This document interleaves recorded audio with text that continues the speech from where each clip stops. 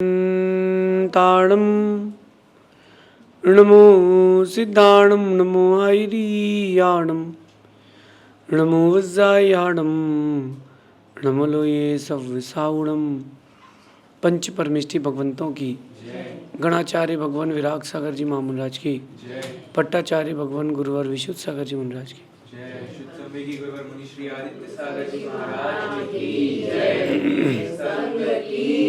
या हम सभी अपने जीवन में सुख और गुणों की अभिवृद्धि के लिए नीति के विषयों का श्रवण कर रहे हैं। नीतिकार हमें सिखाते हैं कि अपने जीवन का सबसे सर्वश्रेष्ठ पुरुषार्थ यही है कि हम किसी से ठगे ना जाएं और हम किसी को ठगे ना। ये अपने जीवन का सर्वश्रेष्ठ पुरुषार्थ है। अक्सर ये होता है कि जो ठग लेता है वो बड़ा खुश हो जाता है और जो ठगा जाता है वो दुखी हो जाता है। लेकिन थोड़े दिन बाद मालूम चलता है कि जिसने किसी को ठगा है वही ठगा गया है। जिसने किसी को ठगा है वही ठगा गया है, क्योंकि लगता है हम किसी को धोखा दे रहे हैं, किसी को ठग रहे हैं, लेकिन लग रहा है। कर्म कहता है कि तुम अपनी पैर में कुल्हाड़ी मार रहे हो। कर्म तो यही कहेगा। आज की नीति कह रही है कि दो प्रकार के लोग होते हैं, एक अच्छे दिल वाले, एक समझदार दिमाग वाले। दोनों में बड़ा अंतर है। एक अच्छे दिल वाले हैं जो किसी से कोई राग नहीं है, द्वेष नहीं है, किसी को गलत नहीं मानते, हर किसी की जल्दी से मदद करने खड़े हो जाते हैं। और वो जो समझदार दिमाग वाले होते हैं वो उनका यूज़ कर लेते हैं। किसी ने अच्छी बात कही है कि जब तक समझदार लोग, समझदार दिमाग वाले लोग इस दुनिया में हैं, तब तक हर अच्छा दिल वाला ठगा जाएगा। या यूँ बोलें कि जब तक सरल दिल के लोग हैं तब तक समझदार लोग कभी भूखे नहीं मरेंगे, क्योंकि वो ऐसा सच किसी को ठग लेते हैं, दुख पहुंचा देते हैं। मेरा आप सबसे एक ही बात कहना है कि आपको जो करना है करें, लेकिन किसी को ठगें तो नहीं। कोई दिल का सीधा साफ सच्चा आदमी है, उसने आपको एक्सेप्ट किया, आपके लिए कोई रास्ता खोला है, कोई मदद करी, पीछे से आपने छुरा भोंक दिया। बचपन में कहानी पढ़ी थी, सबने कहानी पढ़ी थी बचपन में, हंस की और चूहे की। वो जो हंस था समुद्र किनारे, नदी किनारे घूमता था, सुकून से अपना जीवन जीता था। एक दिन चूहा आया, कहता है कि बिल्ली मेरे पीछे पड़ी है, शिकार हो जाएगा मेरा, मुझे बचा लो। अब वो हंस अच्छे दिमाग का, अच्छे दिल का, वो चूहा समझदार दिमाग का। अपनी फितरत कहाँ छोड़ता है इंसान। कहते ना कि बंदर कितना ही बुरा हो जाए, गुलाटी मारना नहीं भूलता। चूहा हंस से प्रार्थना करता है कि मुझे बचा लो, वो बिल्ली आएगी तो मुझे खा लेगी। हंस ने उसको कहा कि मेरे पंखों में छुप जाओ, मेरे पंखों में छुप जाओ। बिल्ली बहुत देर तक घूमती रही, नहीं मिला चूहा। हंस कहता चूहे से निकलो, अब शिकारी आ रहा है, मुझे उड़ना है। जब हंस ने उड़ान भरने का प्रयास किया तो देखा तो उसका एक पंख चूहे ने कुतर लिया था। अब शिकार हो गया किसका? हंस का।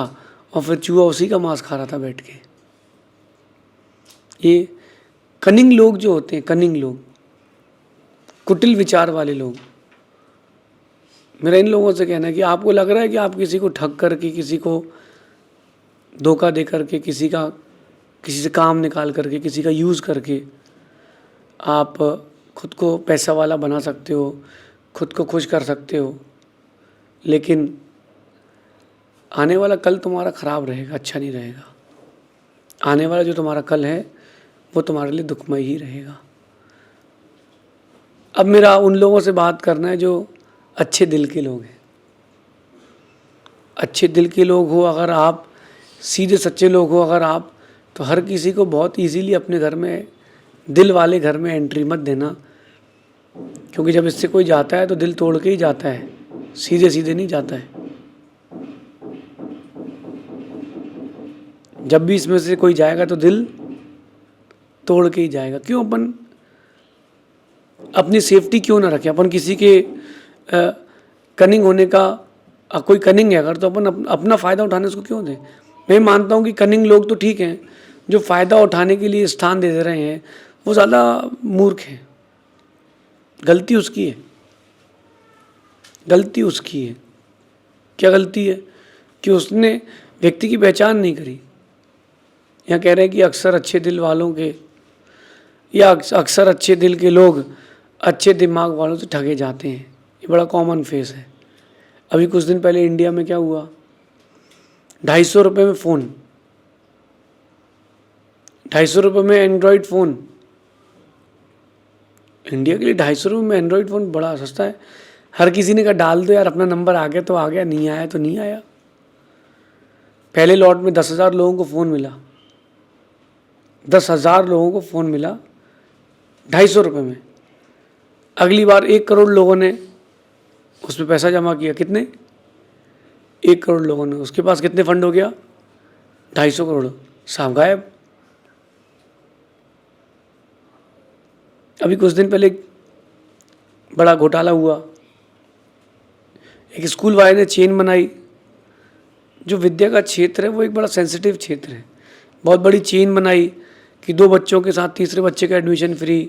अगर आप फर्स्ट टू 12th की फीस एक साथ जमा कर देते तो इतनी राशि माफ़ हो जाएगी।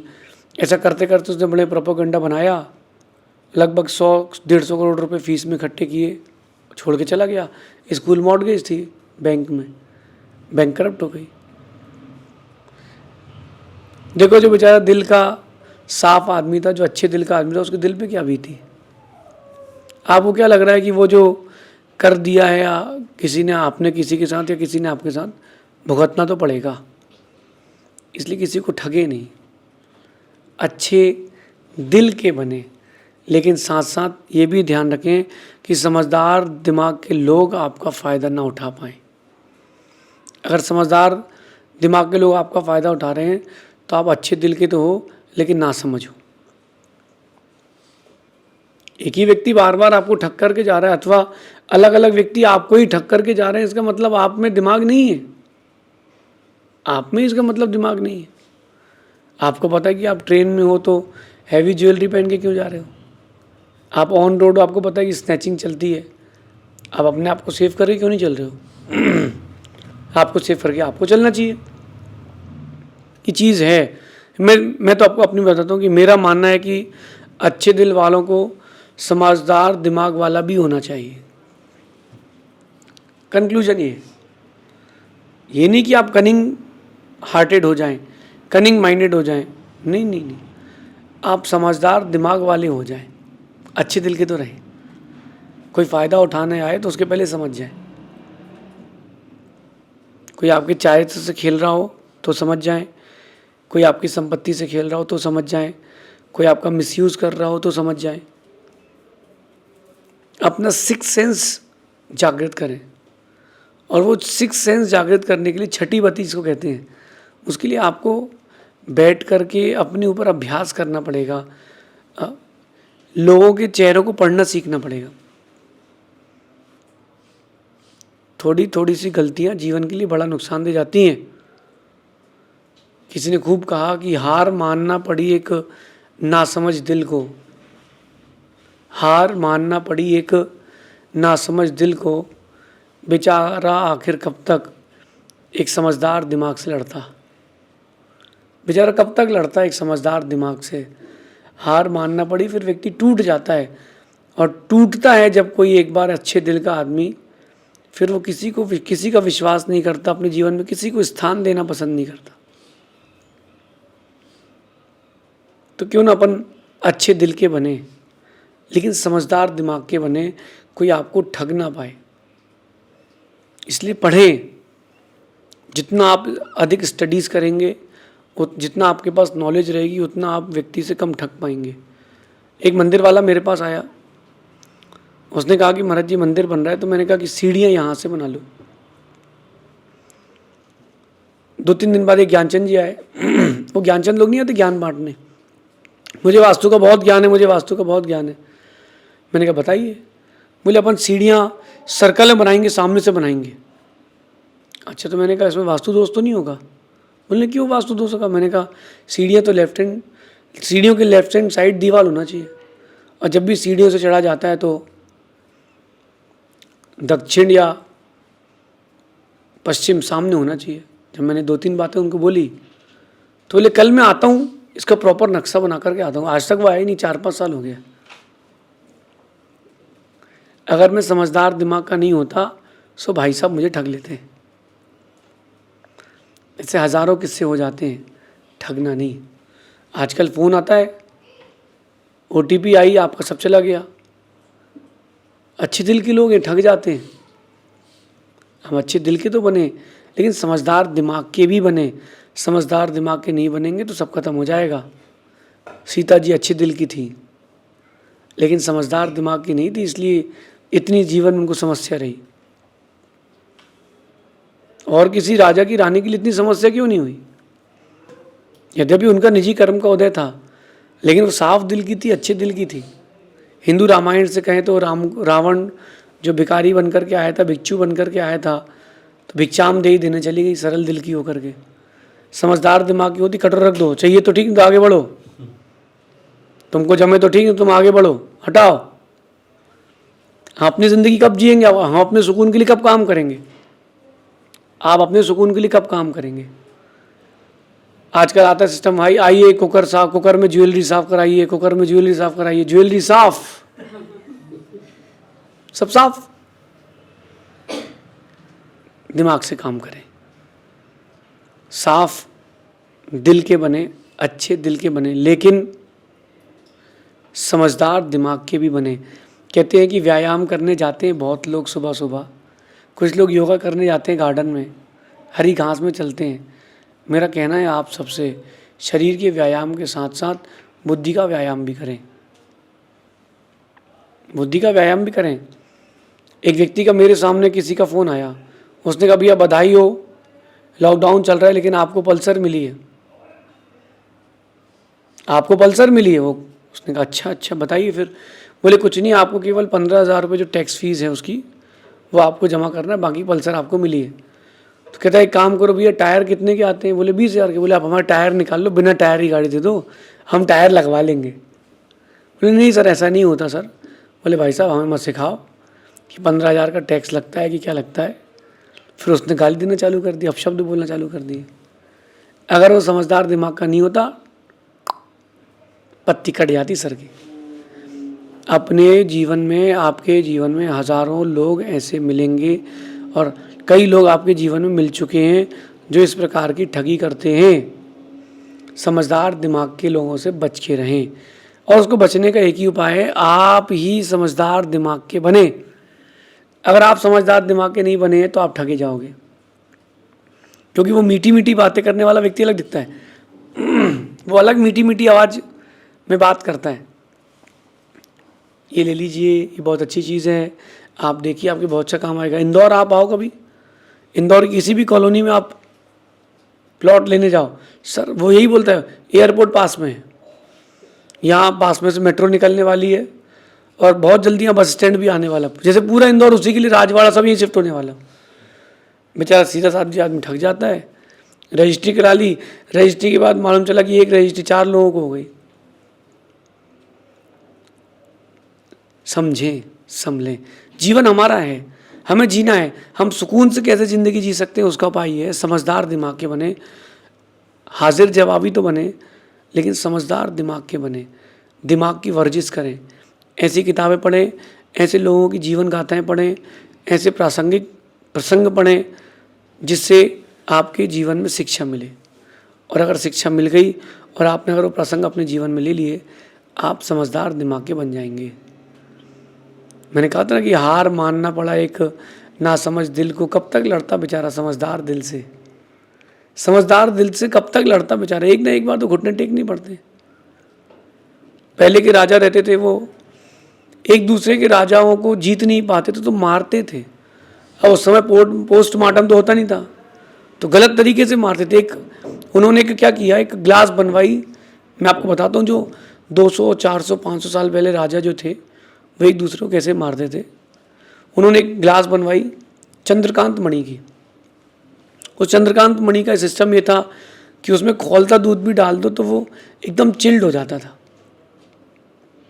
खौलता दूध जिसमें आप उंगली डालो तो फोला हो जाए, ऐसा खौलता दूध उसने उस छोटे से ग्लास में दे दिया। किसको?